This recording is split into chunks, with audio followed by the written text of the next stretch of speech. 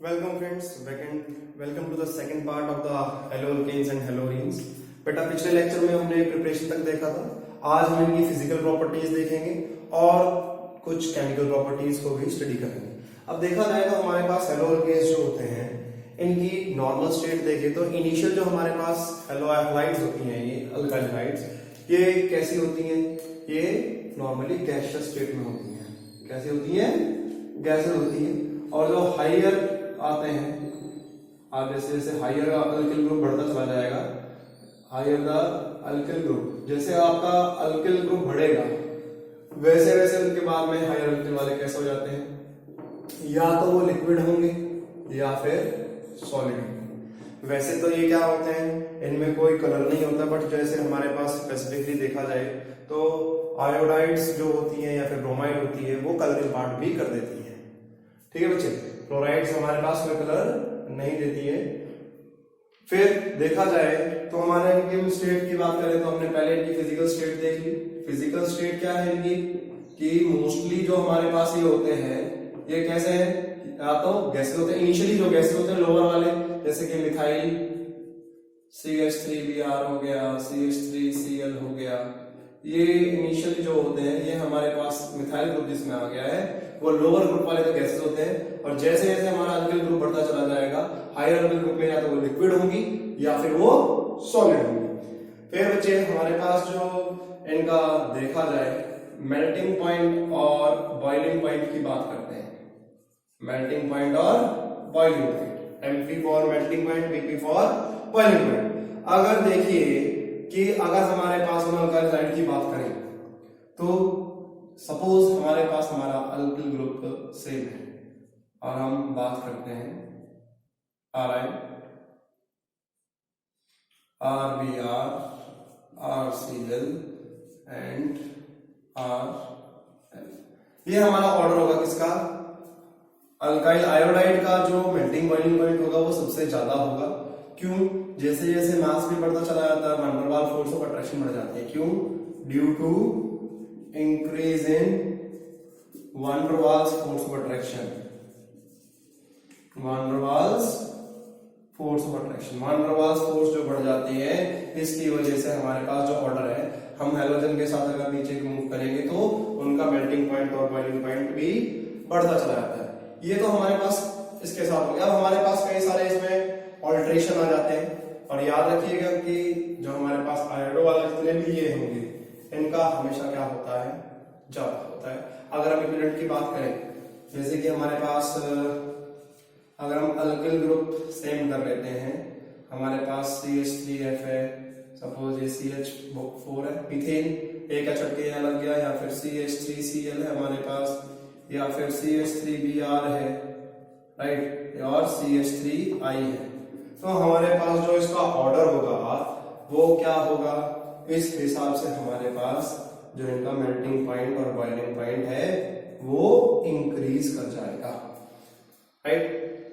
ठीक है बच्चे, तो जो कॉरस्पॉन्डिंग अल्केन्स हैं उनसे इनमें इनका मेल्टिंग पॉइंट और बॉइलिंग पॉइंट भी ज्यादा होता है। फिर अगर सपोज कीजिए कि हमारे पास एक ही और क्या कहते हैं हमारे पास अल्किल ग्रुप भी बढ़ जाता है, हैलोजन सेम करते हैं। अगर हमारे पास हैलोजन सेम होता है और हमारा अल्किल ग्रुप बढ़ जाता है तो भी हमारे पास क्या होगा? मेल्टिंग बॉइलिंग पॉइंट उनके बढ़ जाएंगे। सपोज हमारे पास क्या होगा, जैसे CH3Br है, C2H5Br है, C3H7Br है, हैलोजन सेम है बट हमारा अल्किल ग्रुप चेंज हो रहा है। यहाँ पे मिथाइल है या इथाइल है या प्रोपाइल है। तो जैसे जैसे हमारा अल्किल ग्रुप बढ़ता चला जाएगा वैसे वैसे हमारे मेल्टिंग बॉइलिंग पॉइंट भी बढ़ते चले जाएंगे। ठीक है बच्चे, तो ये केस हमारे साथ हो सकता है। फिर अगर हम एक ही के उसमें देख लेते हैं, मैंने आपको ऑलरेडी बताया कि हमारे पास अगर अल्किल ग्रुप सेम रहता है तो हमारा आयोडाइड वालों का सबसे ज्यादा होता है। आयोडाइड वालों का ज्यादा होगा, फिर ब्रोमाइड का होगा, फिर क्लोराइड का होगा। और सपोज आपके पास यही है, आपके नंबर ऑफ हैलोजन जो है वो इंक्रीज कर जाते हैं। जैसे कि आपके पास CH3Br, CH2Br2, CHBr3 और CBr4। तो जैसे जैसे हमारे नंबर ऑफ हैलोजन बढ़ेंगे वैसे वैसे ही हमारा melting point and boiling point भी इंक्रीज करता जाएगा। जैसे जैसे हमारे पास क्या होगा, नंबर ऑफ हैलोजन एटम्स बढ़ते जाएंगे। ठीक है बच्चे, तो ये केस भी हमारे साथ हो सकता है कि हमारे पास हैलोजन बढ़ जाते हैं। ये हो सकता है अल्किल ग्रुप सेम हो गए, एक हो सकता है कि हमारा हैलोजन चेंज हो गया, एक हो सकता है कि हमारे हैलोजन बढ़ते चले जाते हैं, अल्किल ग्रुप चेंज हो जाते हैं। इसके हिसाब से हमारे पास वेरिएशन भी बढ़ती चली जाती है। ठीक है बच्चे, अब अगर हम बात करें किसकी, ये तो हमारी हैलोअल्केन्स की थी, अगर हम हैलोअलीन्स की बात करें तो उसके अंदर किस हिसाब से चेंज आएगा उसको भी देखते हैं। अब हैलोअलीन में हमारे पास क्या आएगा, हैलोअलीन है तो जैसे कि हमारा बेंजीन रिंग है और इस बेंजीन रिंग के साथ हमारे पास हैलोजन हो गया, राइट।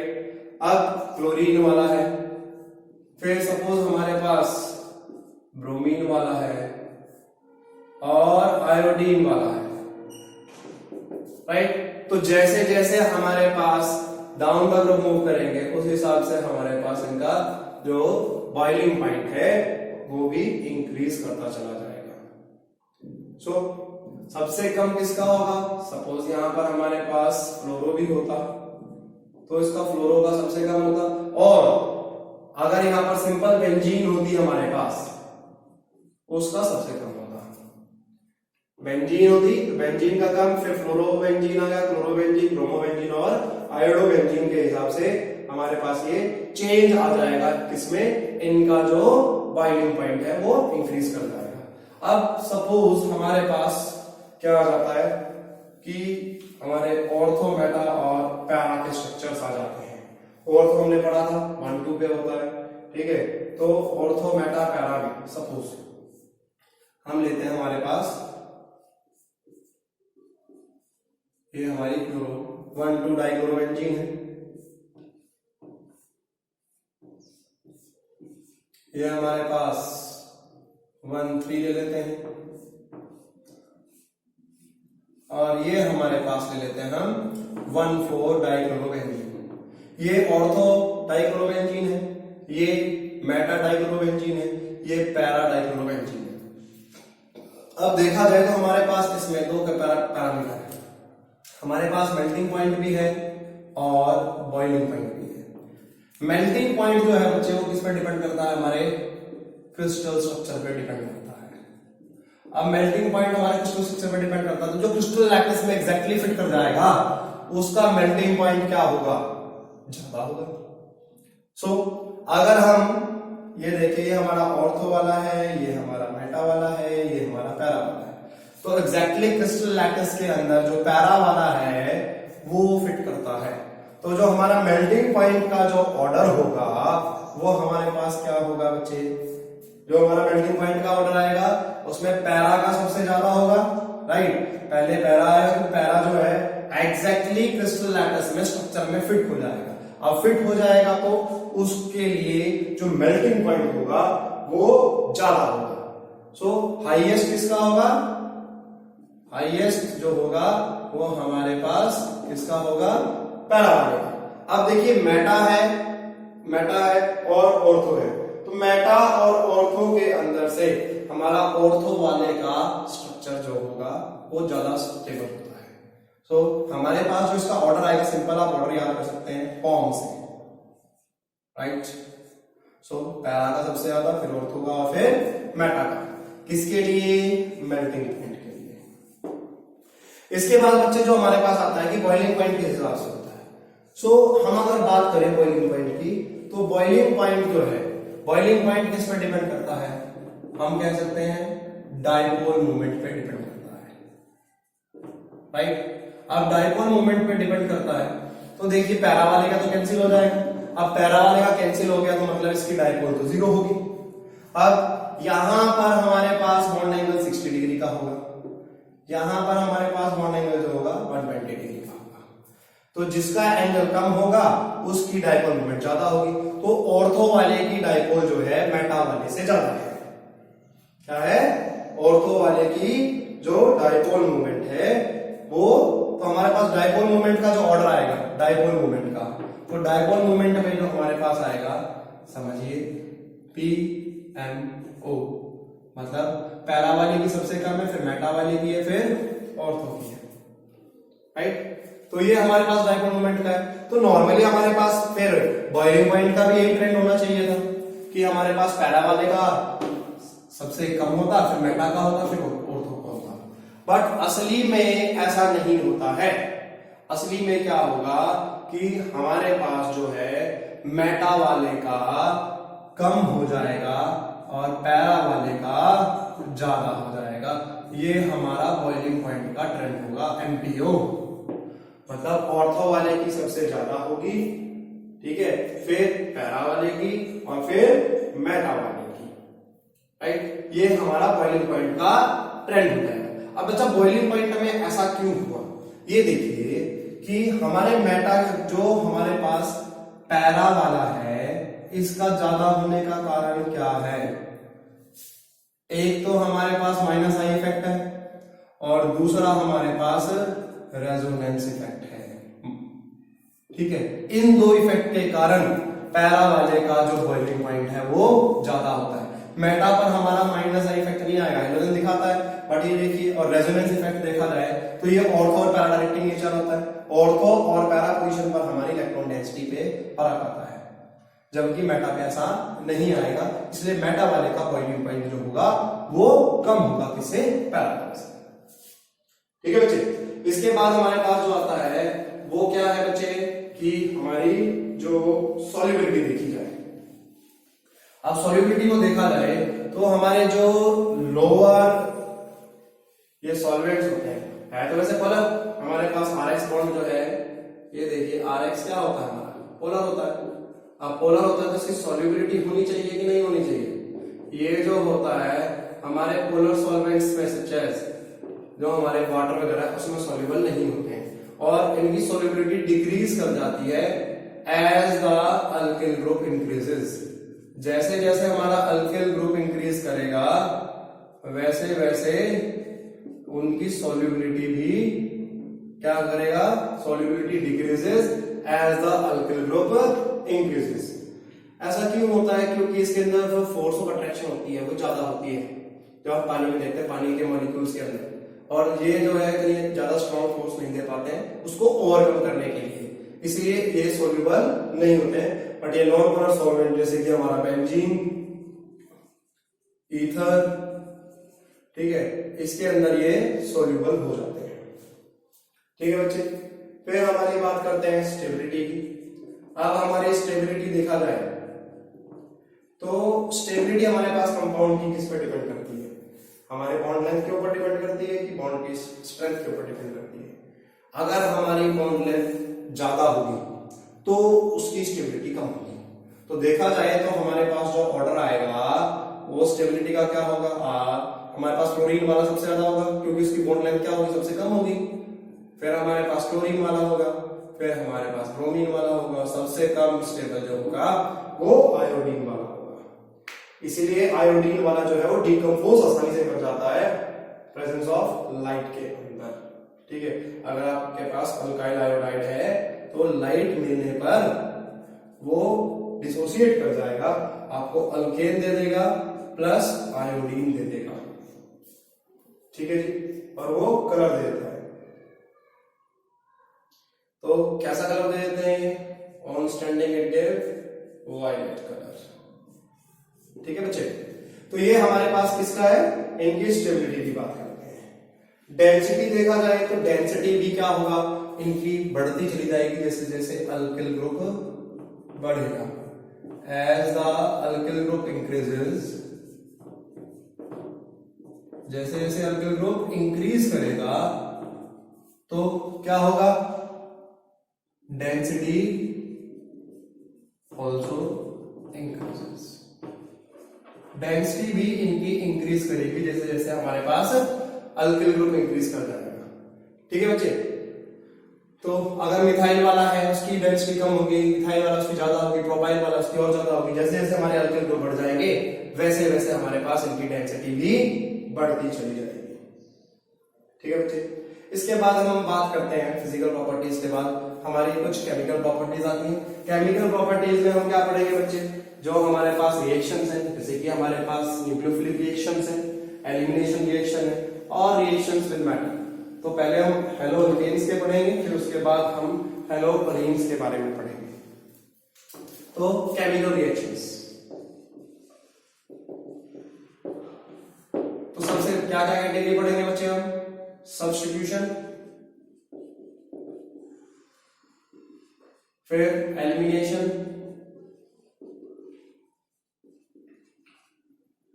फिर हमारे पास रिएक्शन विद मेटल्स। ये हमारे पास है।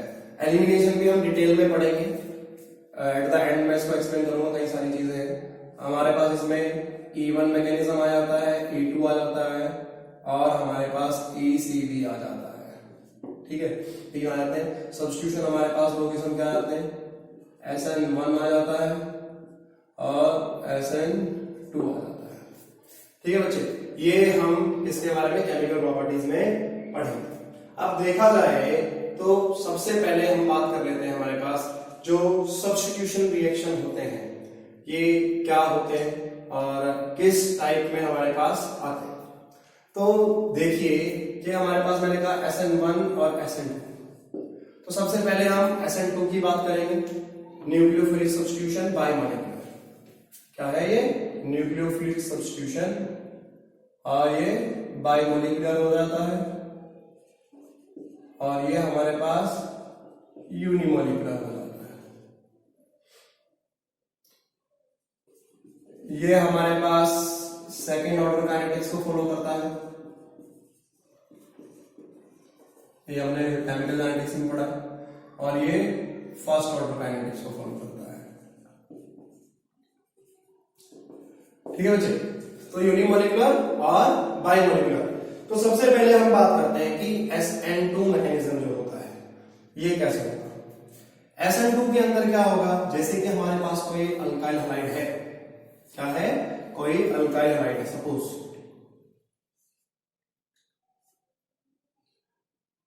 हम सिंपल सी बात कर लेते हैं, हमारे पास ये H है, ये H है, ये H, और ये हमारे पास Br means methyl bromide it is. तो क्या होगा, जब यहां पर कोई न्यूक्लियोफाइल आएगा, अब न्यूक्लियोफाइल का मतलब क्या है बच्चे, न्यूक्लियोफिलिक सब्स्टिट्यूशन रिएक्शन है, तो न्यूक्लियोफाइल क्या होता है, न्यूक्लियस लविंग होता है। क्या होता है, न्यूक्लियस लविंग। जिसको न्यूक्लियस से बहुत प्यार है, उससे बहुत प्यार आ रहा है, उसकी तरफ भागेगा, अट्रैक्ट होगा, उसको चिपकने जाएगा। तो न्यूक्लियस के ऊपर हमारा चार्ज क्या होता है, पॉजिटिव। अब पॉजिटिव को कौन अट्रैक्ट करेगा बेटा, नेगेटिव। तो जब भी हमारे पास कोई न्यूक्लियोफाइल आएगा, ठीक है, तो क्या होगा, वो अटैक करेगा। तो SN2 मैकेनिज्म के अंदर याद रखना है कि वो क्या करता है, बैक अटैक करता है। सामने से नहीं कर सकता, सामने से प्रपोज नहीं कर सकता उसको, पीछे से जाके किसी और को कह रहा है भाई जा तुम काम करके आओ, तो ये बैक अटैक करेगा न्यूक्लियोफाइल जो है। तो जब न्यूक्लियोफाइल हमारे पास, सपोज कोई न्यूक्लियोफाइल आ रहा है, सपोज हाइड्रोक्साइड आयन है हमारे पास, ठीक है, हाइड्रोक्साइड आयन, अब ये पीछे से अटैक कर रहा है, ये बैक अटैक करेगा यहां पर जाकर। अब इन बिटवीन इसके अंदर क्या होगा, इन बिटवीन इसमें इंटरमीडिएट स्टेप बनेगा।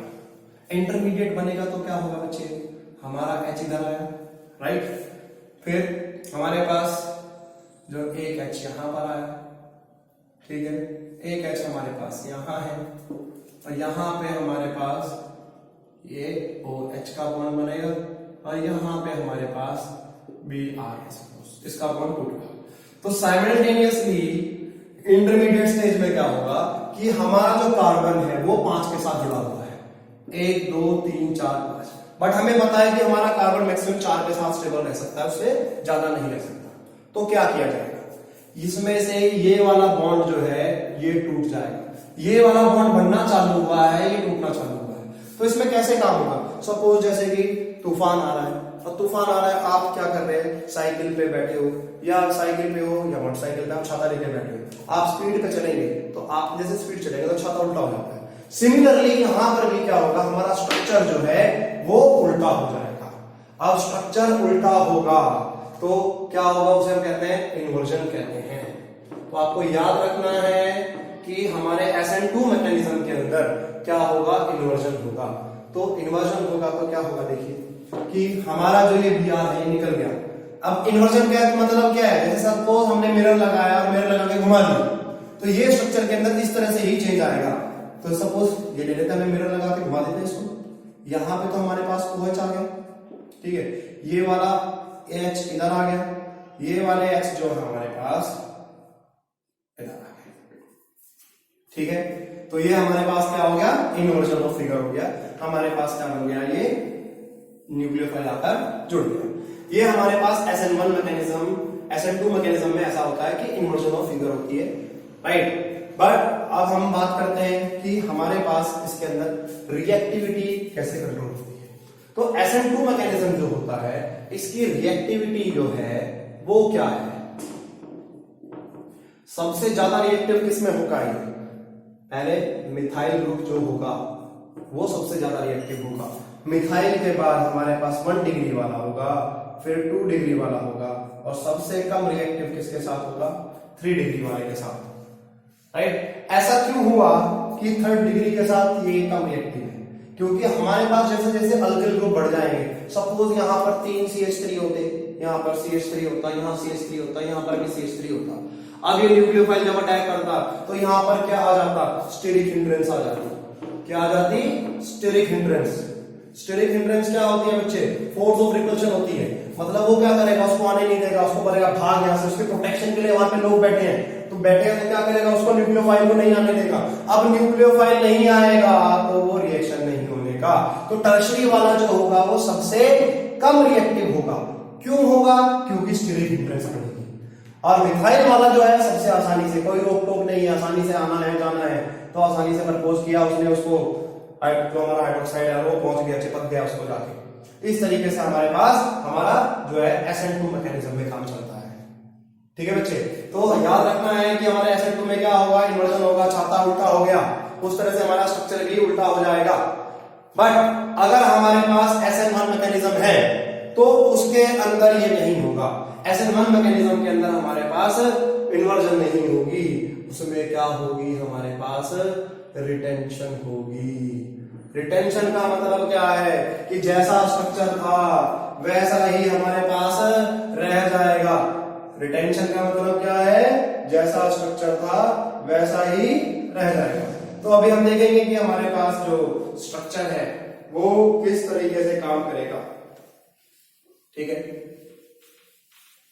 और जो हमारे पास SN2 मैकेनिज्म था, याद रखना है कि ये सिंगल स्टेप में हुआ, और इस जो सिंगल स्टेप में होता है क्या कहते हैं, हमने पहले पढ़ा था, कंसोलिडेटेड रिएक्शंस कहते हैं, ठीक है।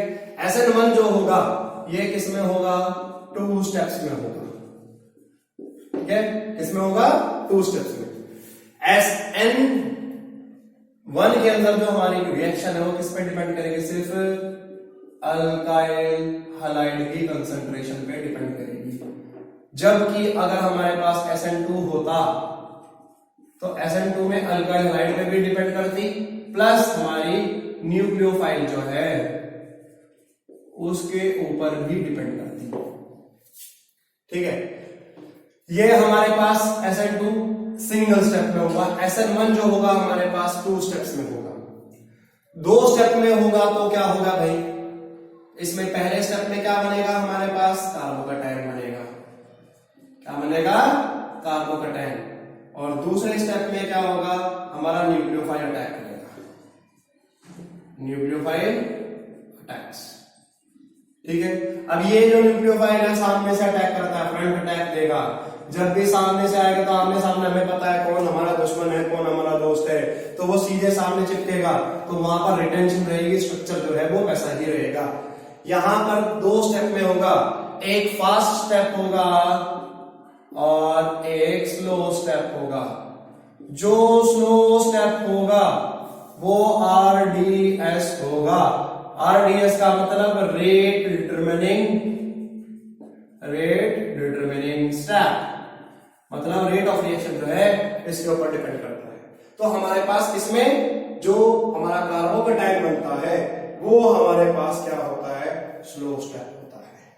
अब वो स्लो स्टेप होगा तो उसी पे हमारा क्या रिएक्शन डिपेंड करेगा।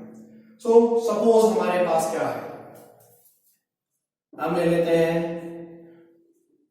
टर्शरी ब्यूटाइल ब्रोमाइड, तो यहां पर ये CH3 ये भी CH3 और यहां पर हमारे पास ब्रोमाइड है। अब पहले केस में क्या होगा कि हमारे पास इसमें कार्बोकेटायन बनेगा, आयनाइजेशन हुई। अब आयनाइजेशन होगी तो ये हमारा रिवर्सिबल रिएक्शन होता है। इसमें क्या बन जाएगा बच्चे, हमारे पास कार्बन के ऊपर पॉजिटिव चार्ज आ जाएगा प्लस Br नेगेटिव, राइट, क्या आ जाएगा प्लस Br नेगेटिव। अब जो अब इसके बाद हम क्या करेंगे, इसमें हमारा जो न्यूक्लियोफाइल है उसका अटैक करवाएंगे। अब न्यूक्लियोफाइल हमारे पास सपोज हाइड्रोक्साइड आयन नहीं था, हम उसे ले लेते हैं। ये हमारे पास हमारा कार्बोकेटायन था और इसमें हमारे पास हाइड्रोक्साइड आयन आया। हाइड्रोक्साइड आयन आया, ये रिएक्शन जो होगा फास्ट होगा। तो जहां से हमारा हैलोजन गया वहीं पे हमारा न्यूक्लियोफाइल आके अटैक करेगा, राइट। तो हमारे पास क्या आ जाएगा बच्चे, ये बना लेगा, राइट। तो यहां पर हमारा स्ट्रक्चर एज इट इज रह गया, इसलिए हम इसको क्या कहते हैं, रिटेंशन कहते हैं। क्या कहते हैं, रिटेंशन। ठीक है, ये हमारे पास क्या बन गया, 2-मिथाइल प्रोपेनॉल। ये हमारे पास क्या आ जाएगा, 2-मिथाइल प्रोपेनॉल। ठीक है बच्चे, इसके अंदर रिएक्टिविटी कैसे चलेगी, इसकी रिएक्टिविटी कैसे चलेगी उसको देखते हैं। इसकी रिएक्टिविटी हमारे पास जो आएगा 3 डिग्री, 2 डिग्री, 1 डिग्री और मिथाइल वाले का सबसे कम, राइट। ये हमारे पास SN1 मैकेनिज्म के अंदर ऑर्डर होता है। मींस अगर कोई टर्शरी वाला कंपाउंड होगा तो वो सबसे ज्यादा आएगा। क्यों, क्योंकि टर्शरी कार्बोकेटायन मोर स्टेबल होता है। Tertiary carbocation is more stable, इसकी वजह से स्टेबल होता है टर्शरी कार्बोकेटायन। एक हमारे पास प्लस आई इफेक्ट होता है इंडक्टिव इफेक्ट की वजह से, ठीक है जी, कौन सा, इंडक्टिव इफेक्ट प्लस आई, और दूसरा हमारे पास हाइपर कंजुगेशन होता है। इन दो की वजह से हमारे पास जो वो होता है स्टेबल। तो टर्शरी कार्बोकेटायन स्टेबल होगा तो उसकी रिएक्टिविटी जल्दी होगी। ठीक है बच्चे, तो ये हमारे पास क्या था, SN2 मैकेनिज्म। SN1 और SN2 के अंदर हमारे पास ऑर्डर जो है ये याद रखना है। ये आपको क्वेश्चन दे देते हैं कि SN1 पे कौन सा जाएगा, ऑर्डर कंपाउंड दे देंगे आपके पास, उसको रिएक्ट करवाएंगे, बोलेंगे कि टर्शियरी सेकेंडरी प्राइमरी, बोलो SN1 मैकेनिज्म से कौन सा चलेगा जल्दी या SN2 से कौन सा होगा। तो आपको अगर ऑर्डर पता है तो आप आसानी से आंसर दे पाएंगे कि हमारे पास जो SN1 मैकेनिज्म है उसमें ऑर्डर क्या है, 3, 2, 1 एंड मिथाइल। और अगर हमारे पास SN2 मैकेनिज्म है तो उसके अंदर हमारे पास क्या, मिथाइल 1, 2, 3। ठीक है बच्चे, तो ये आपको याद रखनी है बात। इसके बाद अगर हम बात देखें कि हमारे पास जो न्यूक्लियोफिलिक सब्स्टिट्यूशन रिएक्शन हो रहा है, इसमें और क्या आ जाता है बच्चे, न्यूक्लियोफिलिक सब्स्टिट्यूशन रिएक्शन तो हो रहा है। इसमें हमारे पास अगर हम पोलराइजेशन की बात करें, पोलराइजेशन क्या होता है, देखो हमारे पास जब लाइट आती है, क्या लाइट है, तो लाइट की जो पाथवे देखा जाए तो वो लाइट जो है ऊपर को, ठीक है, नीचे को, मीन्स अलग अलग प्लेन के अंदर हमारे पास लाइट जो है वो आती जाती है। अब लाइट को अगर हम निकल प्रिज्म से पास कर दें तो उसकी डायरेक्शन जो है वो एक पर्टिकुलर लाइन में लग जाती है, इसमें एक पर्टिकुलर उसमें लग जाती है। अब अगर उसमें लग जाएगी तो उसको हम कहते हैं पोलराइज्ड लाइट। मींस हमारे पास सपोज जो एक प्लेन है, लाइट हमारे पास एक ही प्लेन में अरेंज हो गई, उसको हम क्या कहते हैं, पोलराइज्ड लाइट कहते हैं। ठीक है, और जिससे हम इसको नापते हैं उसको हम क्या कहते हैं, पोलरिमीटर कहते हैं। क्या कहते हैं, पोलरिमीटर। तो ऑप्टिकल आइसोमर्स क्या होते हैं, ऑप्टिकल आइसोमर्स कौन से होते हैं, नॉन सुपर इम्पोजिबल इमेजेस जो आ जाती है हमारे पास, उसको हम कायरल कहते हैं। ठीक है, तो ऑप्टिकल आइसोमर्स में हमारे पास क्या आता है, रोटेशन होती है, या तो वो राइट हैंड साइड को करेगा, जो राइट हैंड साइड को टर्न करेगा उसको हम क्या कहेंगे, डेक्स्ट्रो रोटेटरी कहेंगे। Dextrorotatory. और जो लेफ्ट हैंड साइड पे टर्न कर जाएगा उसको हम क्या कहते हैं, लेबियो रोटेटरी कहते हैं। ठीक है, इसको हम प्लस माइनस से भी डिनोट करते हैं, प्लस डी राइट और एल। तो डेक्स्ट्रो रोटेटरी जो राइट हैंड साइड पे टर्न कर देगा, लेबियो रोटेटरी क्या होता है जो लेफ्ट हैंड साइड पे टर्न करेगा उसको हम लेबियो रोटेटरी कहते हैं। तो हमारी प्लेन ऑफ लाइट जो आ रही है उसको रोटेट जो कर देता है उसको हम क्या कहते हैं,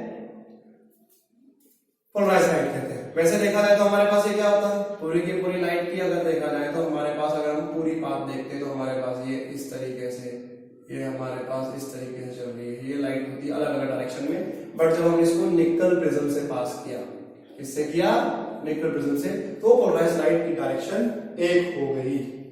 ठीक है, तो जो हमारे पास ये लेबियो रोटेटरी डेक्स्ट्रो रोटेटरी वाले आते हैं इसको हम ऑप्टिकल आइसोमर्स कहते हैं। इसको हम प्लस से और लेबियो रोटेटरी को हम माइनस से डिनोट करते हैं। ठीक है, अब हमारे पास जो ऑप्टिकल एक्टिविटी दिखाते हैं उसके लिए कंडीशन क्या है, कोई भी कंपाउंड आपका ऑप्टिकली एक्टिव है कि नहीं है, उसके लिए हमारे पास कंडीशन है क्या, स्टीरियो सेंटर का होना। इसका स्टीरियो सेंटर, ये क्वेश्चन भी आता है बेटा, पेपर में भी पूछ लेते हैं, कंपटीशन में भी। स्टीरियो सेंटर या फिर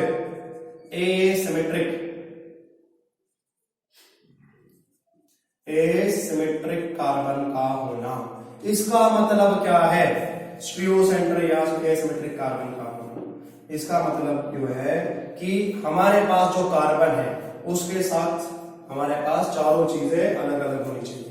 जैसे कि देखते हैं कि हमारे पास प्रोपेन टू ओल है और ब्यूटेन टू ओल है।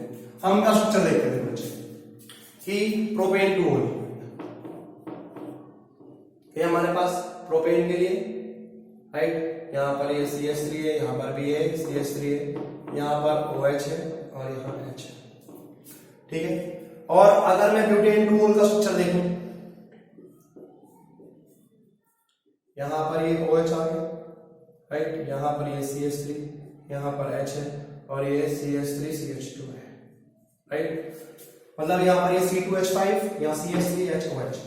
एसिमेट्रिक कार्बन का मतलब हमारे कार्बन के साथ चारों चीजें अलग अलग होनी चाहिए। यहां पे देखो, यहां पर एक साइड क्या है हमारे पास, इथाइल, यहां मिथाइल, यहां पर H, यहां OH, चारों चीजें अलग अलग है, तो ये हमारे पास एसिमेट्रिक है। यहां पर देखिए दो CH3 एक जैसे हो गए तो ये एसिमेट्रिक नहीं है। एसिमेट्रिक होगा तो वो ऑप्टिकली एक्टिव होगा। क्या होगा, ऑप्टिकली एक्टिव। सो एक्टिव है। ठीक है बच्चे, ऑप्टिकली एक्टिव कंपाउंड्स कौन से होते हैं, जो कि प्लेयरिंग ऑफ फ्लूइड्स को चेंज कर देते हैं। अब इसमें बेटा दो चीजें आ जाती हैं, कायरल और एकायरल। ठीक है, कायरल कौन से होंगे, non superimposable mirror images. क्या, non superimposable mirror images जो होंगी उसको हम क्या कहेंगे, कायरल कहेंगे। अब कायरल कौन सा होगा, जिसके अंदर क्या होगा, हमारे पास स्टीरियो सेंटर होगा। क्या होगा, जिसमें स्टीरियो सेंटर होगा वो हमारे पास क्या होगा, कायरल होगा। तो ये कायरल है, ये कायरल नहीं है। ठीक है बच्चे, सो इस तरीके से हम उसको क्या कहते हैं, बता सकते हैं कि वो ऑप्टिकली एक्टिव है या नहीं है। ठीक है, फिर एक और टर्म आ जाती है बच्चे, उसे हम क्या कहते हैं, इनेंशियोमर्स कहते हैं। क्या कहते हैं, इनेंशियोमर्स। अब इनेंशियोमर क्या है,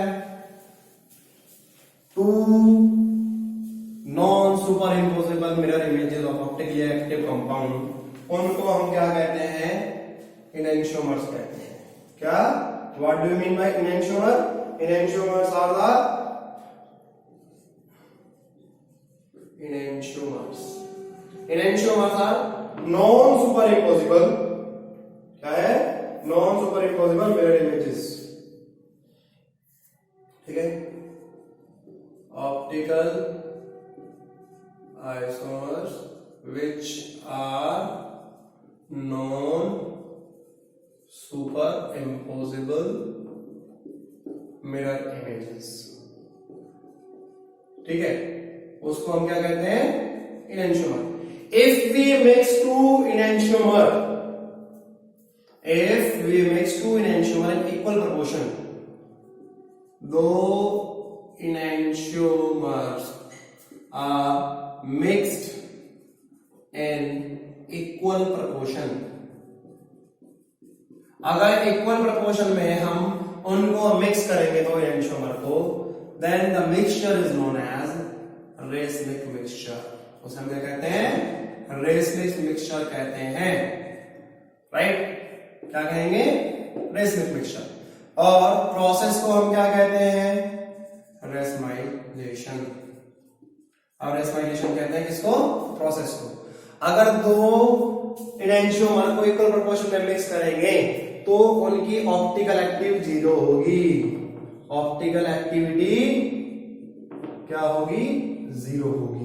क्यों होगी भाई, क्योंकि एक पॉजिटिव वाला एक नेगेटिव वाला दोनों को मिक्स कर दिया तो नेट इफेक्ट क्या आएगा, जीरो आएगा। तो हमारे पास हमने चीजें पढ़ी कि हमारे पास रिटेंशन हो सकता है, ठीक है, इमर्जन हो सकता है, या फिर हमारे पास क्या हो सकता है, रेसमिक मिक्सचर बन सकता है। ठीक है बच्चे, तो इस चीज को याद रखना है कि हमारे पास एंटियोमर क्या है, कायरल क्या है, एकायरल क्या है, ऑप्टिकली एक्टिव क्या होगा। रिटेंशन में हमारे पास स्ट्रक्चर एज इट इज रह जाएगा, इन्वर्जन में हमारा स्ट्रक्चर चेंज हो जाता है। ठीक है बच्चे, अब हमारे पास सपोज कि जैसे कि हमारे वही रिएक्टिविटी देखा जाए कि हमारे पास अल्काइल हैलाइड, तो अल्काइल हैलाइड की जो डिसोसिएशन होगी वो किस हिसाब से होगी, सबसे ज्यादा आसानी से कौन सा टूट जाएगा, आयोडीन वाला हो जाएगा। तो अल्काइल आयोडाइड जो होंगे वो ज्यादा रिएक्टिव होंगे, होंगे कि नहीं होंगे, क्यों होंगे, क्योंकि वो क्या कर जाएगा, हमारे पास अल्काइल जो हैलाइड है वो रिएक्ट कर देगा। क्यों, बॉन्ड जल्दी टूट जाएगा, बॉन्ड जल्दी टूटेगा तो वो जल्दी रिएक्ट करेगा। ठीक है बच्चे, अब हम बात करते हैं कि हमारे पास जो न्यूक्लियोफिलिक रिएक्शंस हैं वो हेलोजेन्स के कौन से हैं। ये हमने टाइप्स पढ़े थे कि पहले टाइप्स क्या वो देख ली।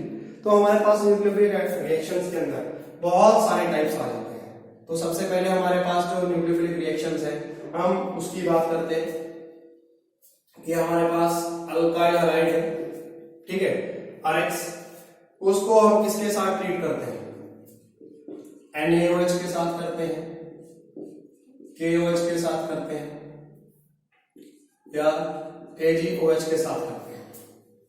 ठीक है जी, तो ये हमारे पास जो रिएजेंट है इसमें से न्यूक्लियोफाइल हमारे पास क्या निकल के आएगा, हाइड्रोक्साइड आयन आएगा निकल के।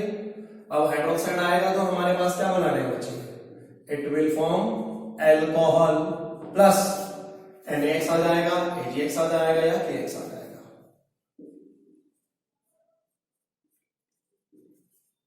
ठीक है बच्चे, तो ये क्या बना लेगा, अल्कोहल बना लेगा। एक तो ये हो सकता है।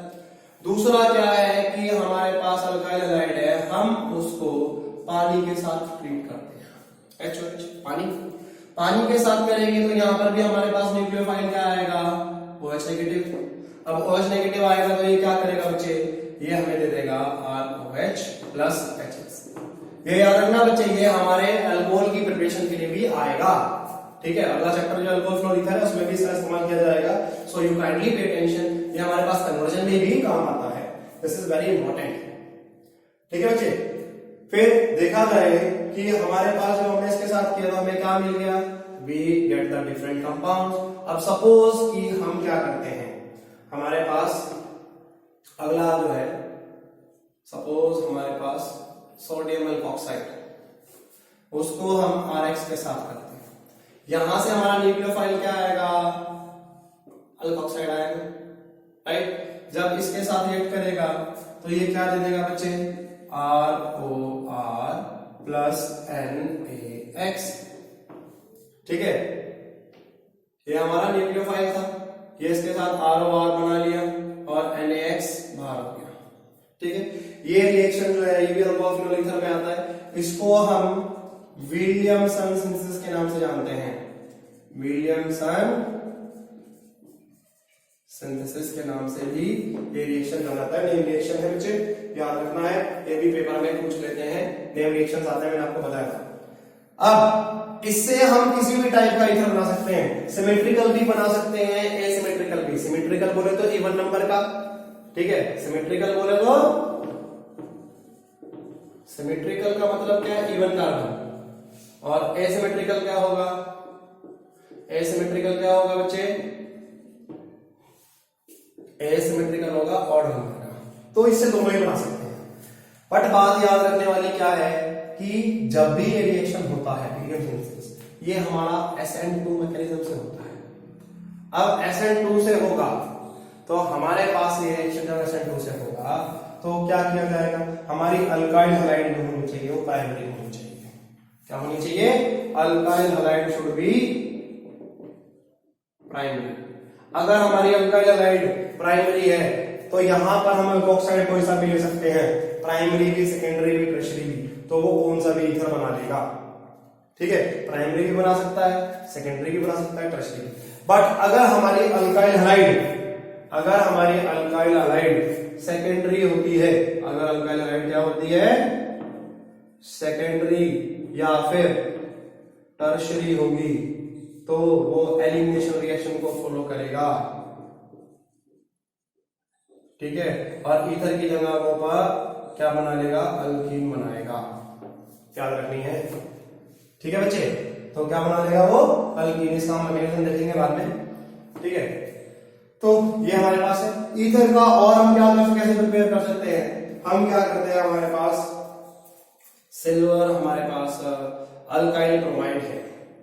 क्या है, अल्काइल ब्रोमाइड। जैसे कि हम RX ले लेते हैं, ठीक है, और हम इसके कितने मॉलिक्यूल लेते हैं, सपोज 2 मॉलिक्यूल ले लिए RX, इसको हम किसके Ag2O के साथ करते हैं, सिल्वर ऑक्साइड के साथ। तो ये क्या करेगा बच्चे, यहां से AgX जो है वो बाहर हो जाएगा और वो ईथर बना देगा, ROR प्लस हमारे पास क्या आ जाएगा, AgX।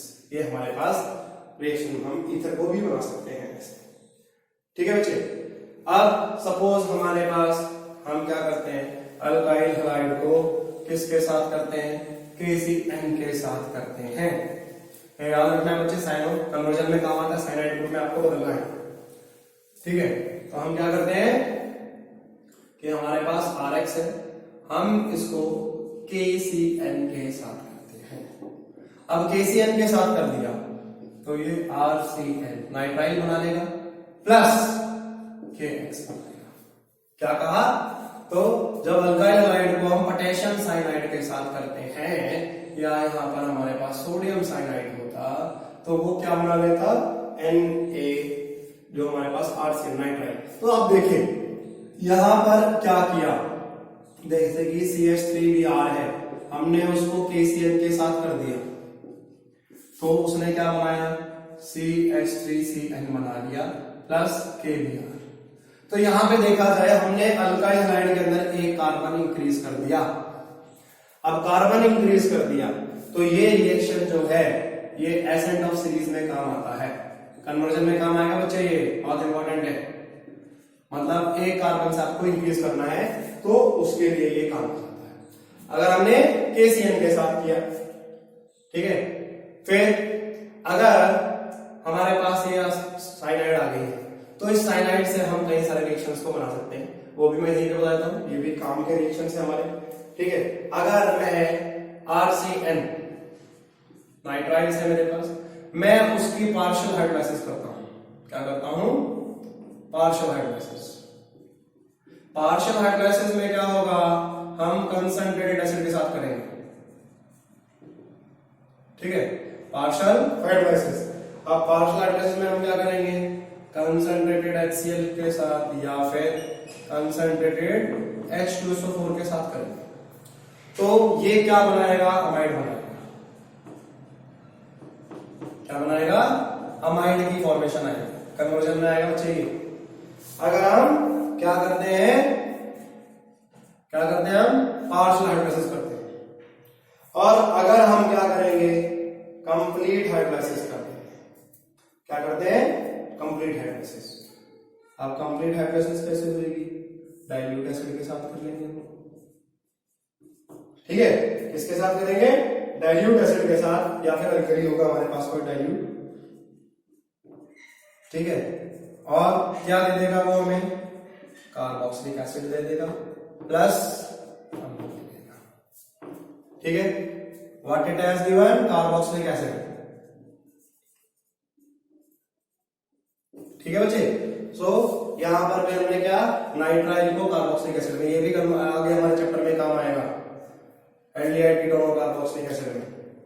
फिर अगर हम यही रिएक्शन किसके साथ करते हैं, जो हमारे पास है, हम इसके सोडियम और इथेनॉल में करते हैं, उस रिएक्शन को हम क्या कहते हैं, मेंडियस रिएक्शन कहते हैं।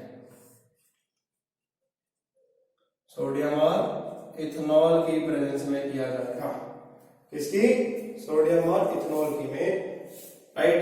तो ये यहाँ पर क्या देता है, नेसेंट हाइड्रोजन दे देता है, और उसकी वजह से ये यहाँ क्या बना लेगा, अमीन्स बना लेगा।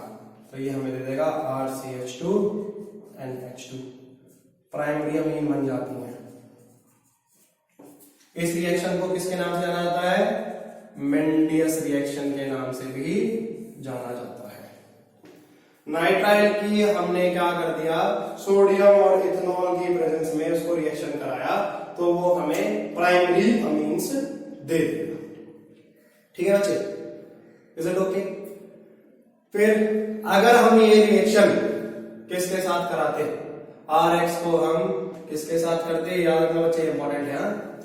RX को अगर हम किसके साथ करते हैं, AgCN के साथ करते हैं, तो वो हमें आइसोसाइनाइड देगा। अगर हम AgCN के साथ करते हैं तो वो हमें आइसोसाइनाइड देगा, प्लस AgX बाहर आएगा, राइट। तो ये हमारे पास क्या किया, RX को AgCN के साथ किया तो आइसोसाइनाइड आ गई प्लस AgX। अब जो आइसोसाइनाइड आई है, इसका रिएक्शन में लिख लीजिए, आइसोसाइनाइड, उसको अगर हम नेसेंट हाइड्रोजन हम सोडियम और इथेनॉल में करते हैं, ठीक है, तो ये हमें सेकेंडरी अमीन्स देता है। क्या देगा ये हमें, सेकेंडरी अमीन्स दे देगा।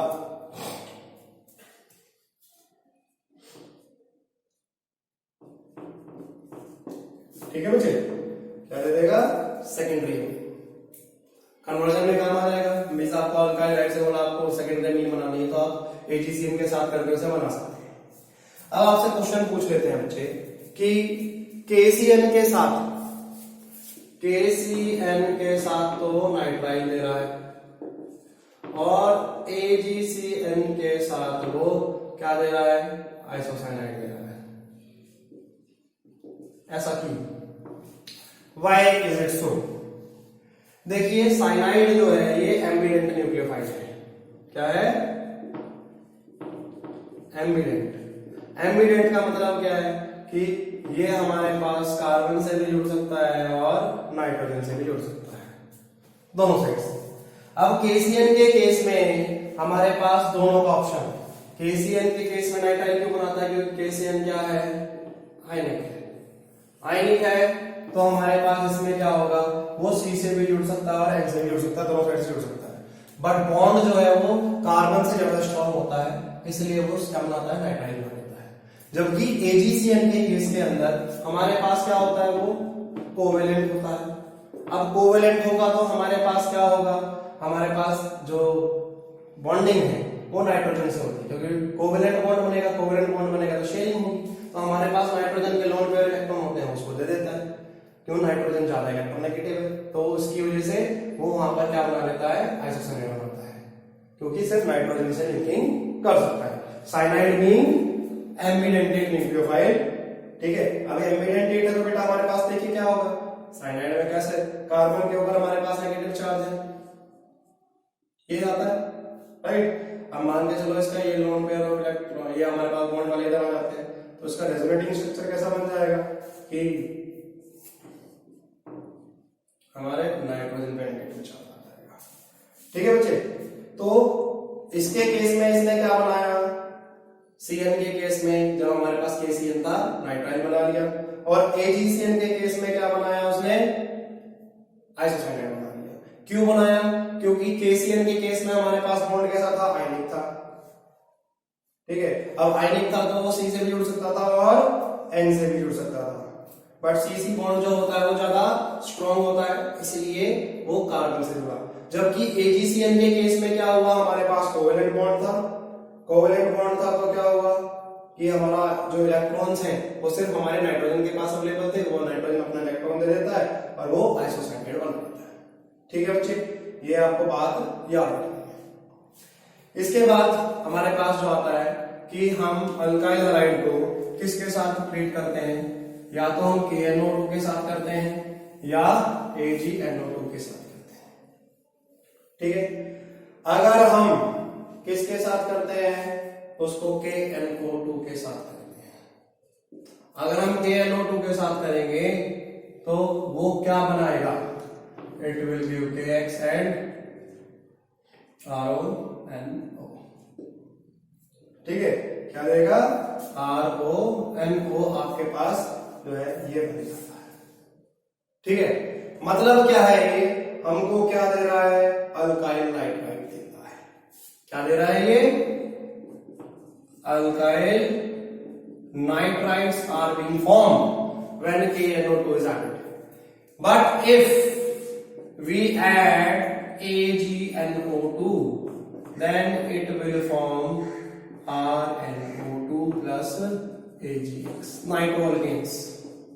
यहां पर क्या बन गया, नाइट्रोअल्केन बन गया। कारण क्या हुआ भाई, वही कारण है, ये हमारे पास आयनिक है और ये हमारे पास कोवेलेंट है। इसमें हमारे पास लिंकिंग कहां से हो सकती थी, क्योंकि ये भी एमिडेंटेड है तो O से भी जुड़ सकता था और N से भी जुड़ सकता था। ठीक है, तो हमारे पास अटैक जो आयनिक के अंदर है वो कहां से होता है, ऑक्सीजन से ज्यादा होता है। क्यों, ऑक्सीजन जो है वो ज्यादा इलेक्ट्रोनेगेटिव होती है। ठीक है बच्चे, जबकि AgNO2 के अंदर नाइट्रोजन से आता है, किससे आता है, नाइट्रोजन से आता है।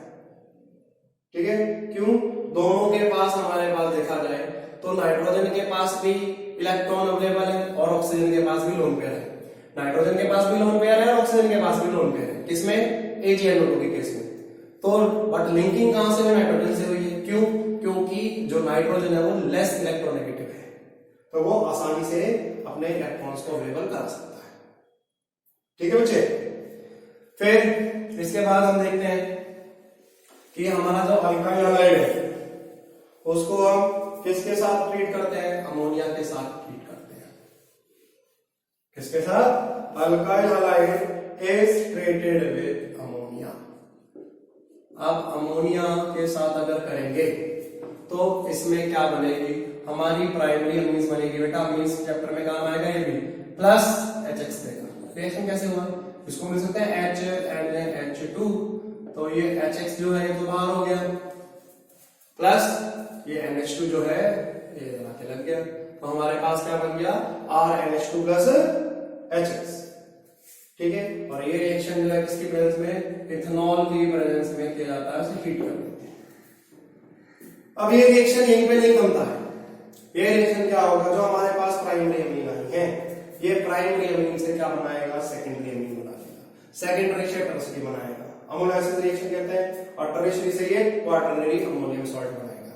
पहले क्या बनाएगा, प्राइमरी, फिर बनाएगा सेकेंडरी, फिर बनाएगा टर्शरी। ठीक है, उसके बाद क्वाटरनरी अमोनियम सॉल्ट बनाएगा, क्वाटरनरी अमोनियम सॉल्ट। मतलब पहले हमारे पास क्या हुआ, RNH2 बना, RNH2 जो आया है वो फिर किसके साथ, RH के साथ करेगा। ठीक है, क्या, RNH2 फिर किसके साथ, RX के साथ करेगा। अब RX के साथ करेगा तो हमारे पास क्या आ जाएगा, हमारा R2NH प्लस HX आ जाएगा, राइट। फिर हमारे पास R2NH जो है वो RX के साथ करेगा, R3N प्लस HX आ जाएगा, हमारे पास टर्शरी हो गया। ये प्राइमरी था, ये सेकेंडरी है, ये टर्शरी है। और फिर अगर हम इसको फर्दर कर देंगे तो ये हमारे पास अमोनियम सॉल्ट बना देगा। मतलब हमारा जो R3N है उसको अगर मैं RX के साथ करूंगा, ठीक है, तो ये क्या बना लेगा R4, ठीक है, NX, ठीक है बच्चे। ये हमारे पास इसके ऊपर पॉजिटिव चार्ज आ जाएगा, इस पे हमारा नेगेटिव चार्ज आ जाएगा। तो अल्केन भी हमारे पास पार्टनर है, इसको हम हॉफमैन अम्ल एसिड रिएक्शन भी कहते हैं। ये भी हमारे एमिनेंस में आएगा। क्या कहते हैं इसे हम? हॉफमैन अम्ल एसिड।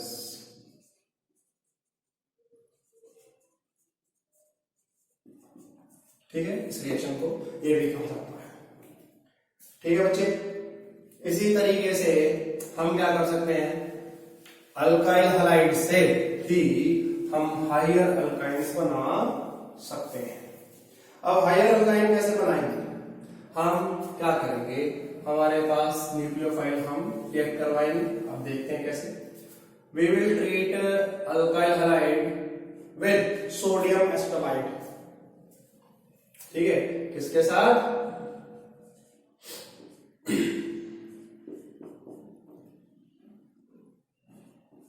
इसके साथ अगर हम रिएक्शन करते हैं हायर, तो आप क्या बना सकते हैं?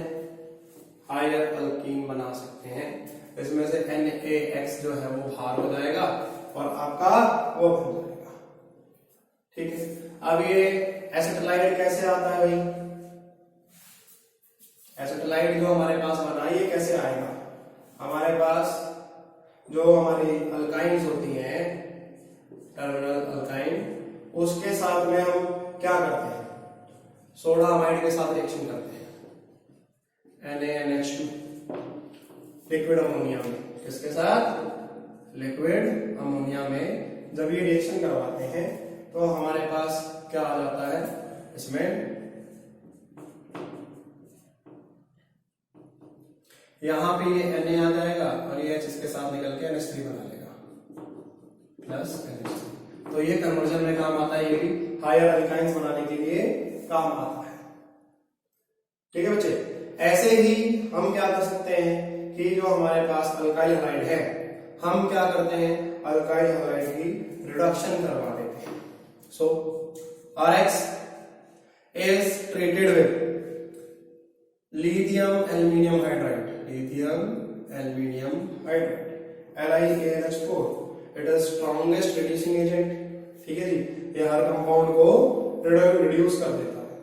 अब ये क्या करेगा? लिथियम एल्यूमिनियम हाइड्राइड से हमारे पास क्या आएगा? ये H देगा। ठीक है जी, तो H नेगेटिव जो आएगा ये नेसेंट हाइड्रोजन प्रोवाइड कर रहा है, उससे हमारे पास क्या बन जाएगा? हमारी अल्केन बन जाएगी प्लस हमारा HX बाहर आ जाएगा। ठीक है, इस चीज को याद रखना है आपको कि हमारे पास क्या हुआ, या फिर हम कह सकते हैं कि हमारा जो अल्काइल हैलाइड है उसको हम लिथियम एल्यूमिनियम हाइड्राइड के साथ अगर करते हैं, ठीक है जी, तो वो क्या देगा हमको? It will give alkane plus AlX3, भाई एल्यूमिनियम क्या लगा जाएगी प्लस लिथियम की लगा जाएगी। ये हमारे पास जनरल रिएक्शन होता है। ठीक है, तो बच्चे ये हमारे पास कुछ रिएक्शंस थे जो कि हम क्या कहते हैं कि तो न्यूक्लियोफिलिक सब्स्टिट्यूशन रिएक्शन में आता है। ऐसे हमारे पास थायोल्स वगैरह भी बन जाते हैं, उसमें हम सोडियम थायोसल्फाइड के साथ रिएक्शन कर देते हैं NaSH, तो थायोल्स बना लेता है। ठीक है बच्चे, ऐसा भी आपके साथ कर सकते हैं। अब इसके बाद देखा जाए तो ये हमारे न्यूक्लियोफिलिक रिएक्शंस थे सारे के सारे, इसके हैलोअल्केन्स के। इसके अलावा जो हमने रिएक्शन देखने हैं, कुछ मैंने कहा मेटल के साथ है, कुछ रिडक्शन के साथ, कुछ है, कुछ एलिमिनेशन है। तो पहले हम रिएक्शन देख लेते हैं कुछ किसके, जो रिडक्शन करवाते हैं। तो अगर हम रिडक्शन करवाते हैं किसकी? Alkyl halide. सपोज हमारे पास CH3CH2Br है, मिथा क्या है? ब्रोमोइथेन। इसकी मैं हाइड्रोजनेशन करता हूं निकल की प्रेजेंस में, तो ये क्या करेगा? अल्केन बना लेगा। It will form ethane plus HBr। ठीक है, तो अगर हम रिडक्शन कराते हैं किसकी, RX की अगर रिडक्शन कराएंगे तो वो हमेशा क्या देगा, हमें अल्केन देगा। क्या देगा बच्चे, अगर हम रिडक्शन करवाते हैं किसकी, we do reduction of alkyl halide, it will always give alkane to us. Suppose मेरे पास अल्काइल आयोडाइड है Ri, और अल्काइल आयोडाइड को मैं हाइड्रोजन आयोडाइड के साथ रिएक्ट करता हूं in the presence of red phosphorus, तो ये हमें क्या दे देगा, RX दे देगा प्लस I2, आयोडीन आ जाएगी बच्चे। ठीक है, ऐसे ही अगर मैं किसके साथ, हमारे पास RX है सपोज RCl, और इसका रिएक्शन मैं जिंक प्लस HCl के साथ कर देता हूं, तो ये क्या देगा, RH मीन्स हमें अल्केन दे देगा प्लस HCl बाहर आ जाएगा। ठीक है बच्चे, ये हमारे पास क्या हो गया, रिडक्शन रिएक्शन हो गए किसके, जो हमारे अल्केन हेलो अल्केन्स हैं उनका रिडक्शन रिएक्शन। ठीक है, अब बच्चे जो हमारे पास रिएक्टिविटी होगी, ये याद रखना, हमेशा मैंने आपको बता दिया, या SN1 हो या SN2 हो, अगर हम अल्काइल हैलाइड की बात करें तो मैंने आपको बताया था रिएक्टिविटी जो होगी वो किस पे डिपेंड करती है, बॉन्ड डिसोसिएशन एंथैल्पी डिपेंड करेगी, किस पे, बॉन्ड डिसोसिएशन एंथैल्पी। अब जिसका बॉन्ड कमजोर होगा वो तो जल्दी टूटेगा, तो हमारे पास Ri की रिएक्टिविटी सबसे ज्यादा होगी, फिर RBr, फिर RCl, फिर RF। ठीक है, किसके लिए, SN1 और SN2 मैकेनिज्म में। ठीक है, ठीक है बच्चे, सो ये आपको याद रखना है। इसके अलावा जो हमारे पास आ जाता है कि हमारे एलिमिनेशन रिएक्शन जो है, एलिमिनेशन रिएक्शन हम डिटेल में बाद में पढ़ेंगे, इनका मैकेनिज्म जो टाइप्स हैं। ठीक है, अभी जो है हम सिर्फ एलिमिनेशन रिएक्शन की बात करते हैं कि एलिमिनेशन क्या, एलिमिनेशन हमारे पास वैसे दो किस्म के होते हैं, अल्फा एलिमिनेशन होता है, बीटा। अल्फा में क्या होता है, एक ही कार्बन से गायब हो जाता है, और बीटा एलिमिनेशन में क्या होता है, दो अलग अलग चीजों से। सो एलिमिनेशन रिएक्शन, तो एलिमिनेशन में क्या होगा, कुछ चीज बाहर निकल रही है, एलिमिनेट कर रहे हैं, तो हमारे पास एलिमिनेशन देखा जाए तो अल्फा होता है और बीटा होता है। अल्फा में तो सेम कार्बन से जाएगा, किससे, सेम कार्बन से, और बीटा में भी क्या होगा, डिफरेंट कार्बन से जाएगा। ठीक है, तो हम बीटा एलिमिनेशन पढ़ेंगे फिलहाल। तो अगर आपके पास इसमें आता है कि हमारे पास अगर एक अल्काइल हैलाइड है और उसको हम एल्कोहलिक क्यूरेज के साथ रिएक्शन करते हैं, तो वो हमें क्या दे देता है, इट गिव्स अस अल्कीन। ठीक है, राइट, जनरल रिएक्शन क्या है, when RX is treated with alcoholic KOH, conversion में भी काम आता है type, it will give what, alkene, right, plus KX plus H2O। इस रिएक्शन को हम एलिमिनेशन रिएक्शन भी कहते हैं, बीटा एलिमिनेशन रिएक्शन, या फिर इसको हम क्या, डिहाइड्रो एलिमिनेशन रिएक्शन भी कहते हैं, डिहाइड्रो हैलोजिनेशन रिएक्शन भी कहा जाता है। क्यों, हैलोजन और हाइड्रोजन जो है दोनों ही अल्काइल हैलाइड से बाहर निकलती हैं, राइट, और ये जो हमारे पास प्रोडक्ट बनते हैं वो अकॉर्डिंग टू किसके, सेट-जेफ रूल, सेट-जेफ रूल के हिसाब से हमारे पास बनते हैं। सेट-जेफ रूल क्या कहता है, सेट-जेफ रूल ये कहता है during the dehydrogenation reaction, whenever there is a dehydrogenation reaction, there are two alkene form, or the stable one is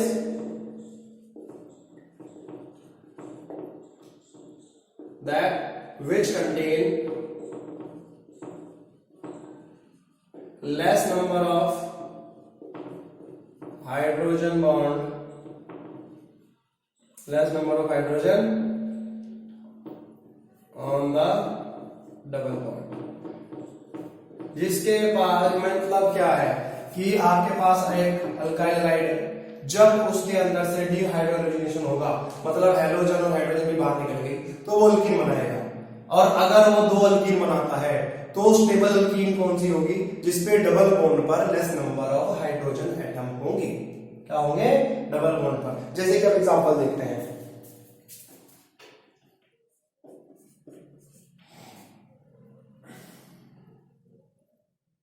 suppose हमारे पास हम ले लेते हैं कि हमारे पास क्या है? ब्रोमोप्रोपेन। क्या है? ब्रोमोप्रोपेन या फिर ब्रोमोब्यूटेन ले लीजिए। हम ले लेते हैं 2 ब्रोमोब्यूटेन। क्या है? 2 ब्रोमोब्यूटेन। यहाँ पर ये CH3 CH2 है, यहाँ पे CH3। तो 2 ब्रोमोब्यूटेन है। अब इसको हम यहाँ पे H दिखा देता हूँ मैं आपको, क्योंकि हमें एलिमिनेशन दिखाना है। ठीक है, ये अल्फा कार्बन है और ये हमारे पास बीटा है और ये हमारे पास बीटा है। तो हमारे पास 2 हाइड्रोजन है, या 2 हाइड्रोजन यहां से जाएगी या हाइड्रोजन यहां से जाएगी। 2 ऑप्शन। ठीक है, तो ये देखिए अल्कोहलिक केओएच डाला हमने इसमें, तो हमारे पास अगर यहां से Br गया और यहां से H गया तो यहां डबल बॉन्ड आएगा। तो हमारे पास देखिए अल्कीन क्या बनेगी? ये वाला। बट अगर हमारे पास हाइड्रोजन बीटा वाला ये यहां से गया और हाइड्रोजन यहां से गया तो हमारे पास अल्कीन क्या बनेगी? देखिए अगर यहां से H जाता है और यहां से Br जाएगा तो हमारे पास जो अल्कीन बनेगी वो कौन सी आएगी? ये वाली आएगी। ठीक है, अब यहाँ पे देखिए, यहाँ पे डबल बॉन्ड पे कितने? 2 हाइड्रोजन यहाँ है, 1 हाइड्रोजन यहाँ है।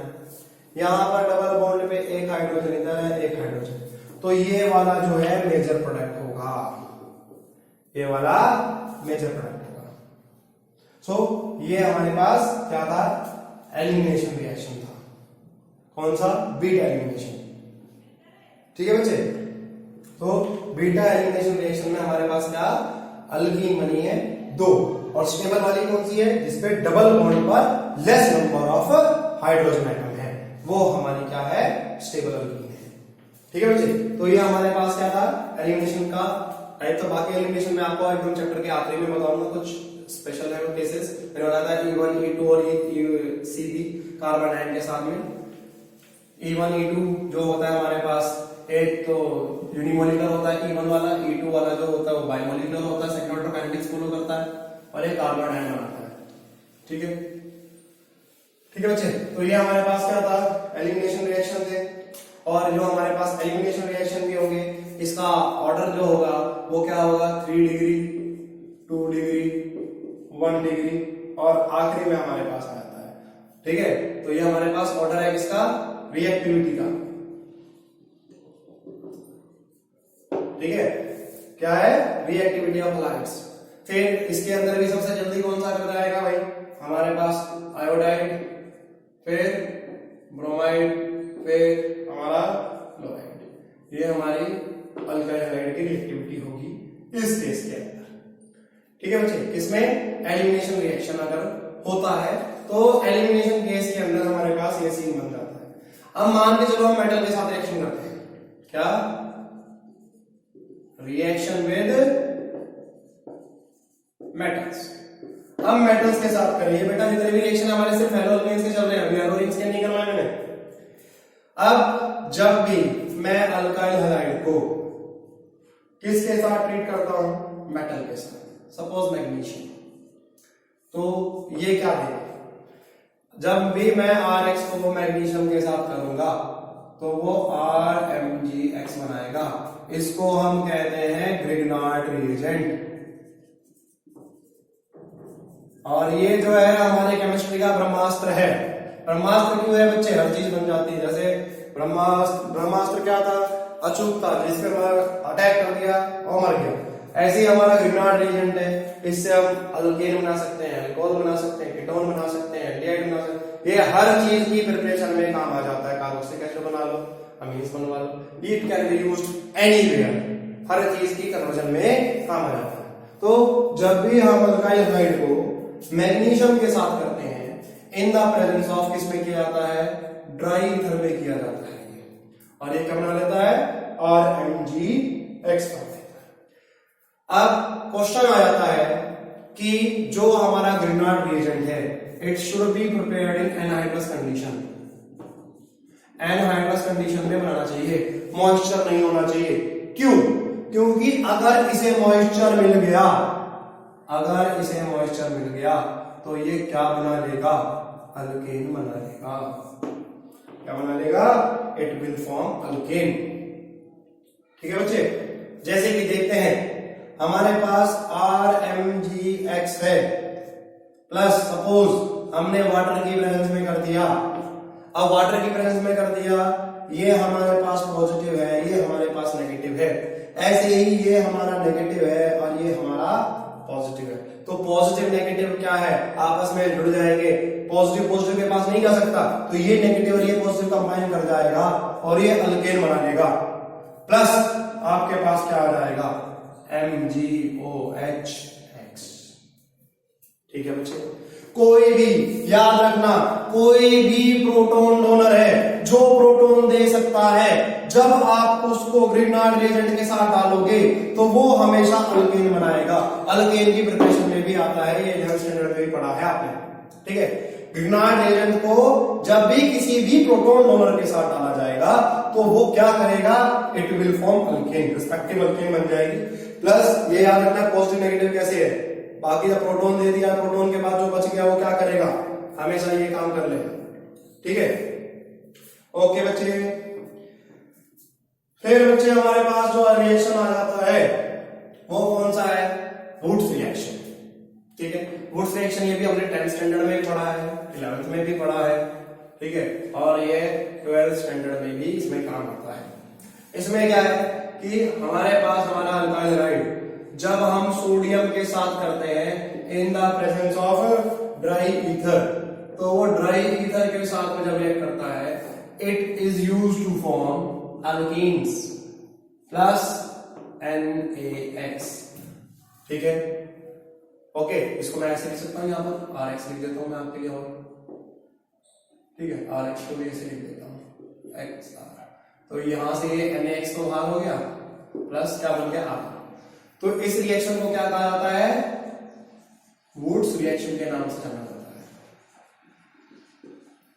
ठीक है, वुड्स रिएक्शन क्या करता है? ये देखिए, जितने कार्बन का आपका अल्किल ग्रुप होगा उसके डबल कार्बन की हमेशा क्या बनाएगा? अल्केन बनाएगा। Let's take an example. Suppose मेरे पास क्या है? CH3Br है, मिथाइल ब्रोमाइड। मैं इसको सोडियम के साथ करता हूं in the presence of dry ether, तो ये क्या करेगा? मेरे को CH3 इथेन दे देगा प्लस NaBr। याद रखने वाली बात क्या है? जितने कार्बन का, एक कार्बन की आपके पास अल्किल ग्रुप है, 2 कार्बन की अल्केन बन गई, 2 वाली आएगी तो 4 वाला बनेगा। जैसे कि C2H5Br है, उसको अगर मैं सोडियम के साथ करता हूं तो वो क्या देगा? It will give C4H10, butane दे देगा प्लस NaBr। राइट, तो जितने भी आपके पास अल्किल ग्रुप होंगे उसके दुगने आपके पास कार्बन की अल्केन बनेगी। 2 वाला है तो 4 वाली अल्केन बन गई। अब इसको इस तरह से लिखना है, तो आपको अगर स्ट्रक्चर लिखना है आप लिख सकते हो C2H5 और C2H5, तो मतलब C4H आ रहा। ठीक है, ये वुड्स रिएक्शन की लिमिटेशन क्या है? ये सिर्फ सिमेट्रिकल अल्केन्स बनाने के लिए काम आता है। क्या? सिमेट्रिकल अल्केन्स बनाने के लिए काम आता है। ठीक है, एसिमेट्रिकल ओड नंबर की नहीं बना सकते इससे। ठीक है, अगर आप बनाएंगे एक अल्काइल हैलाइड आपने ऐसे ले ली, एक अल्काइल ले ली, तो वो कॉम्बिनेशन दे देगा, उसको सेपरेट करने में क्या होती है? प्रॉब्लम होती है। इसलिए हम क्या है, सोडियम जो है सिर्फ सिमेट्रिकल, अगर हमें बाकी बनाने हैं हर टाइप की तो हम कोरिया रिएक्शन से बना लेते हैं। ठीक है बच्चे, फिर हमारे पास जो आता है कि हम किसके साथ कर देते हैं? सपोज लिथियम के साथ रिएक्ट कर देता हूं इसको। हमारे पास अल्काइल हैलाइड है, हम क्योंकि रिएक्शन विद मेटल देख रहे हैं, क्या देख रहे हैं? Reactions with metal. तो मेरे पास अल्काइल हैलाइड है, मैं उसको लिथियम के साथ करता हूं तो वो क्या बनाएगा? It will form RLi plus LiX। ठीक है बच्चे, लिथियम बना लेगा। क्या बना लेगा? Alkyl lithium plus lithium hide. ठीक है, अगर मैं RX को किसके साथ कर देता हूं? लेड के साथ करता हूं, ये टेट्राइथाइल लेड बना लेता है। एंटी नॉकिंग एजेंट जो पेट्रोल का इस्तेमाल किया जाता है, क्या बना लेता है? टेट्रा। अगर मैं यहां पर CH3 CH2Br का इस्तेमाल करता हूं तो ये क्या बना लेगा? Tetraethyl lead. तो CH3 CH2 HRPB क्या बना लेगा? ठीक है, is it okay? Right, tetraethyl lead, it forms tetraethyl lead. और सोडियम के साथ में प्रेजेंस में किया जाता है ये, क्योंकि हमारे पास खाली लेड नहीं होता है, it is alloy of lead and sodium. तो यहाँ पर लेड और सोडियम का अलॉय आएगा, तो यहाँ पर हमारे पास NaBr प्लस Pb बाहर निकलेगा। ठीक है बच्चे, तो ये हमारे पास रिएक्शन आया। तो ये हमारे पास क्या थे? हमारे जो रिएक्शंस हैं, कौन से वाले? जो हमारे रिएक्शंस है, कौन से?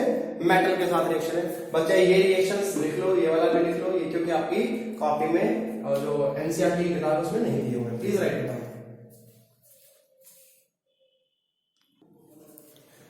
तो बच्चों इसके बाद हम जब चीज को देखेंगे कि हमारे पास दो ऑप्शन देख लिए हमने, या तो हमारे पास रिएक्शन सब्स्टिट्यूशन हो सकते हैं या फिर एलिमिनेशन। अब हमें ये देखना है कि पता कैसे चलेगा किस केस के अंदर कैसा रिएक्शन होगा। अल्काइल हाइड, कौन सी अल्काइल हाइड के साथ वो सब्स्टिट्यूशन फॉलो करेगा या कौन सी अल्काइल हाइड के साथ वो एलिमिनेशन करेगा। तो ये हमारे पास कुछ चीजों पर डिपेंड करता है। किस किस चीजों पर डिपेंड करेगा कि हमारे पास SN1 होगा, SN2 होगा या फिर एलिमिनेशन होगा। ये जो है किस किस चीज पर डिपेंड करता है? जो हमारा नेचर ऑफ अल्काइल हाइड है, किसके ऊपर? नेचर ऑफ अल्काइल हाइड, इसके ऊपर डिपेंड करेगा।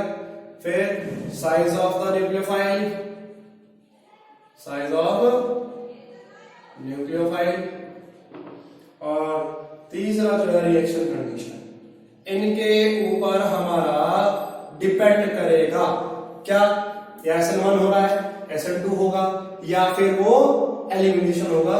ये डिपेंड करता है किसके ऊपर? जो हमारे पास कंडीशंस है। अब बच्चे जैसे कि अगर हमारे पास, ध्यान सुनिए, हमारे पास टर्शरी अल्काइल हाइड है। क्या है? टर्शरी अल्काइल हाइड है। तो वो क्या करती है? वो एलिमिनेशन को प्रेफर करेगी। किसको? एलिमिनेशन को प्रेफर करेगी, वो भी SN1 मैकेनिज्म से। ठीक है, राइट? कैसे? अब देखते हैं कि हमारे पास, बट हम उसको सब्स्टिट्यूशन भी करवा सकते हैं। क्या करवा सकते हैं? सब्स्टिट्यूशन भी करवा सकते हैं, डिपेंड करता है हमारी कंडीशन पे। सपोज मेरे पास क्या है? टर्शरी ब्यूटाइल ब्रोमाइड है, सपोज।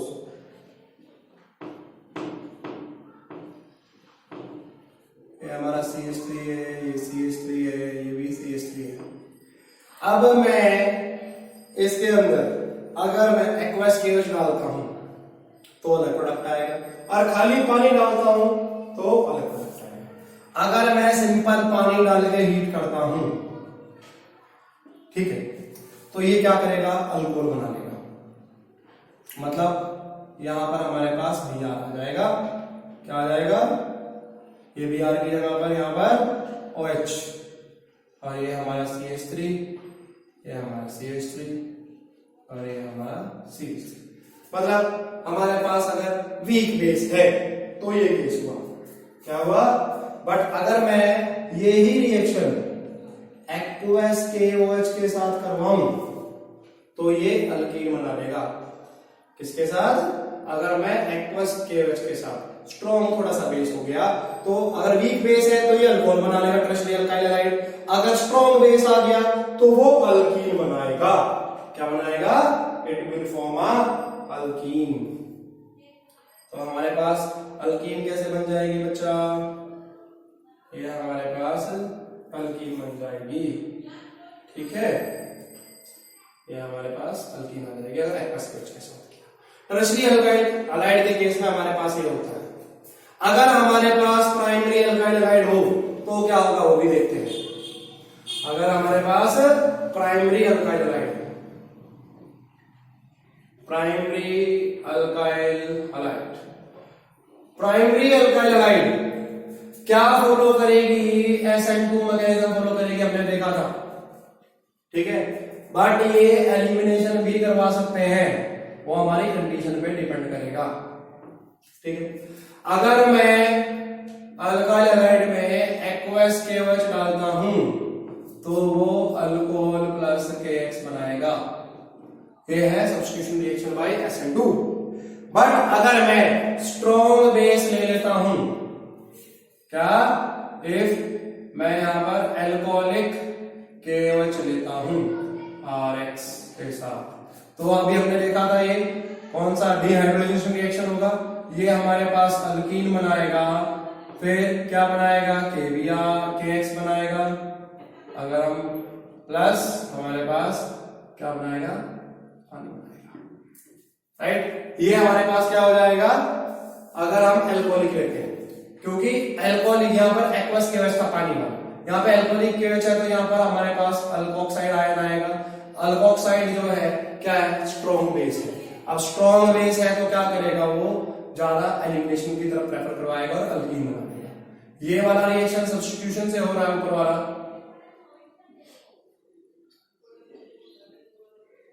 ठीक है, और नीचे वाला ये हो रहा है हमारा एलिमिनेशन से।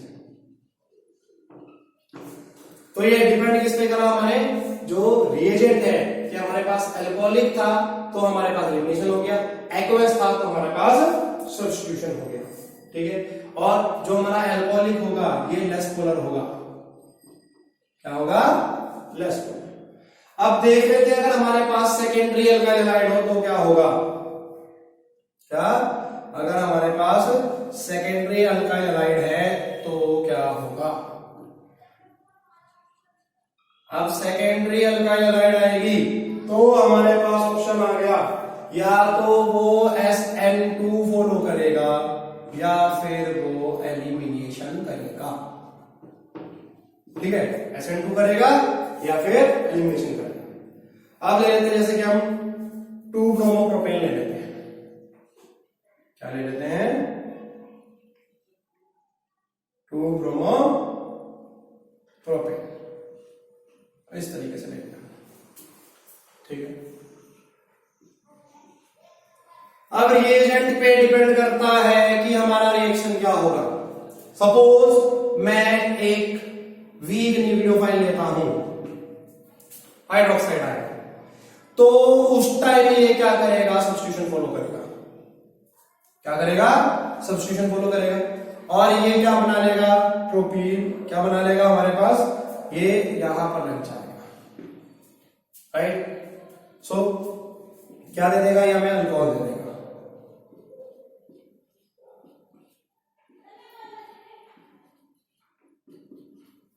ठीक है, क्या दे देगा? ये हमें अल्कोहल दे देगा। कब? अगर हम वीक लेते हैं, हमारे पास वीक न्यूक्लियोफाइल है, तो ये क्या कर रहा है? सब्स्टिट्यूशन को फॉलो कर रहा है। बट अगर मेरे पास बल्कियर न्यूक्लियोफाइल होता है, क्या होता है? Bulkier nucleophile. अब सपोज यहां पर इसी के साथ हम रिएक्शन कंडीशंस इस साइड बदल देते हैं। वी टेक टर्शियरी ब्यूटॉक्साइड, क्या लेते हैं? टर्ड ब्यूटॉक्साइड अगर लेंगे तो इस केस के अंदर ये क्या बनाएगा? अल्कीन बनाएगा। क्या बनाएगा? अल्कीन बनाएगा। कब अल्कीन बनाएगा? अगर हम टर्शियरी ब्यूटॉक्साइड लेते हैं। इसका रिएक्शन देखते हैं।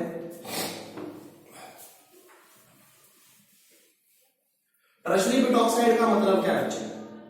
जैसे कि यहां CH3 है, यहां CH3 है, यहां CH3 है, राइट, और ये हमारे पास टर्शियरी ब्यूटॉक्साइड है। ठीक है, इसको मैंने 2-ब्रोमोप्रोपेन के साथ किया।